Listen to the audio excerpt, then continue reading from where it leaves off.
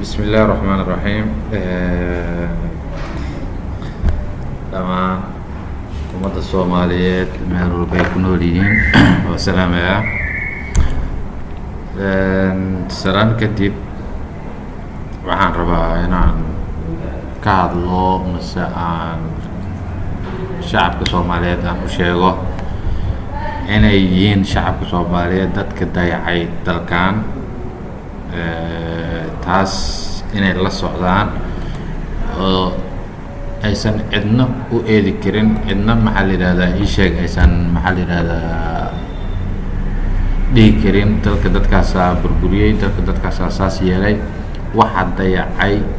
dalkan waa dadkiisa shacabka Soomaaliyeed baan la hadlayaa horta dalkan wuxuu u baahan yahay kaalinta shacabka maanta xaqiiqda marka laga hadlo dalaan shacab aan lahayn waa door la ah oo aan la kala xigin kolley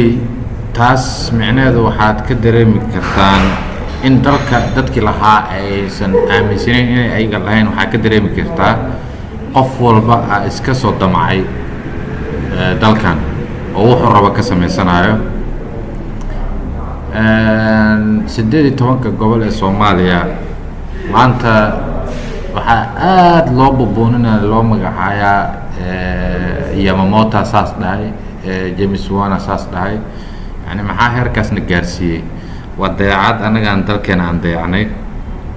oo xaqiiqda marka aan ka hadlo shacabka Soomaaliyeed maskaxdoodii iyo caqligoodiiba waxaa lagu beeray cirbad oo kasoo laabasho aan lahayn بإذن الله الكريم لكن waxaan rajaynayaa in ay cirbadaas ay ka bixi doonto cirbadaas oo ah qabyaalad kolley wadan walba waxa dhista oo difaacda dalkiisa haddaba waxaan idin sheegayaa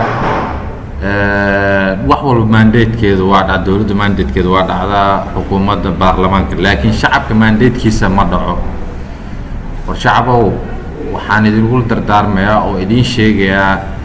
mar labaad iyo mar saddexaad iyo mar afraad inaad u istaagteen difaaca dalkan waa lagu soo duulay dhinac walba lagaga soo duulay siyaasiyan hadday siyaasad ahaan lahayd hadday ahaan lahayd maxaa la yidhaha dhaqan ahaan lahayd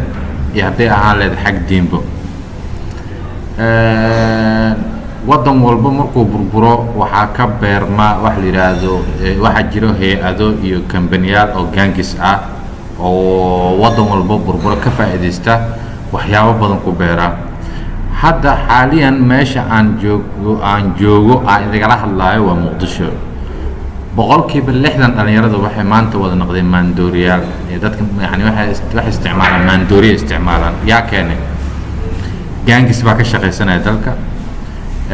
in dhaqankii lagu soo duulay waa arkaysiin oo waxaanan jirin baan loo keenay wadanka waxaa guruubeysi iyo kooxaysi oo maxaa la yiraahdaa galay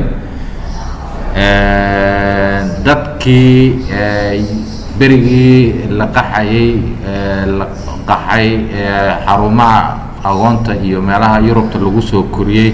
oo training la soo siiyay ayaa dalkii dib loogu soo celiyay ujeedada marka horeba dadka caruurta waalidkooda laga qaado oo xanaano loo geeyo oo kaniisadaha loogu soo koriyo waxay ahayd in lagu sameeyo tabdiil fikri lagu sameeyo oo fikirka laga bedelo oo dadka hadhoodii markuu dalka dib oo xoogaa yaroo nabad intii yar hadda aan helnay dawladda aan helnay markay nabad noqoto si aan la isugu mashquulin barnaamij kale loo sameeyay si aan ummadaas loogu mashquulin waayo ma aaminsan tahay xilligii koox hogaameedkii meeshan waxyaabaha qaar ay ka jiri lahaayeen mise sida maanta ay wadada maxaa la yiraahdaa wadooyinka qaar iyo meelaha qaar ee caanka ah la yaqaano in xilliga hogaameedkii lagu sameyn lahaa sida hadda la sameynayo may taa si aanan ugu fikirin aan ugu fiirsanin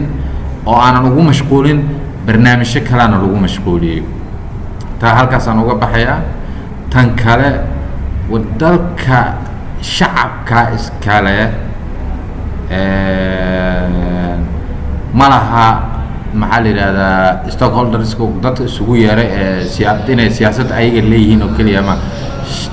dowladdu waxay dowlad ku tahay shacabkeeda shacabkana maxaa la yidhaahdaa wuxuu maxaa la yidhahdaa isha dowlad ku yahay dowladdiisa marka anyway mar walbaba markaan leenahay beesha lixaad dalkan dada lacag gashtay inta badan ereygaas waa isticmaalnaa dhallinyaradeena way isticmaalaan dalka waxaa lacag baa la gashtay inuu burburo looma ogolo war adigii maxaa kuu diiday inaa adigii dalki lahaa aad istaagtid oo aad maxaa la yidhahdaa difaacatid oo kii soo farageliya aad tiraa adeer xagga iga joog kuwa oo Soomaaliga ah ee maxaa la yiraahdaa qaska wada maxaa la yiraahdaa tiraado wariyaha darantina halkan ka baxa hadii aad kari weysan aad iska qabatid dawladda markaa jirtan aad kula xisaabtantid maxaa la yiraahdaa shaqadeeda wax qabadkeeda inta waad kula xisaabtid oo garab istaagtid maxaa inoo diiday